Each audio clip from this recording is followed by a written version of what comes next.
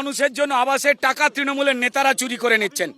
আপনাদের পরিষ্কার যে অভিযোগ পরিষ্কার বাস্তব, যে এখানের এমপি প্রসূন বাবু তারা নিজেদের মধ্যে গালমন্দ করতে ব্যস্ত। মনোজ তিওয়ারি, যিনি এই শিবপুরের যে বিধানসভায় দাঁড়িয়ে কথা বলছি, এটা আমার জন্মভিটে এই বিধানসভাটা, এখানে তারা আসছেন না, খালি বলছেন হবে। এলাকায় যিনি ক্রিমিনালের চাষ করেন, বুনেদি তৃণমূল নেতা শ্রী শ্রী অরূপ রায়, যিনি তৃণমূলের আর এক নেতাকে খুন করবার অভিযোগে মমতা বন্দ্যোপাধ্যায়ের আশীর্বাদ পেয়ে আরো গ্ল্যামারাস হয়ে উঠেছেন। দুর্গত মানুষের সঙ্গে ছিলাম, আছি, থাকবো। আমাদের যতই মারা হোক, 300-র উপরে কর্মী মারা হয়েছে সত্যি কথা বলবার জন্য। কি কি প্রকল্প কেন্দ্রের সরকার এই গরিব মানুষদের জন্য পাঠাচ্ছে, আর তৃণমূল কি কি চুরি করছে, তাই বলে যাব কথা।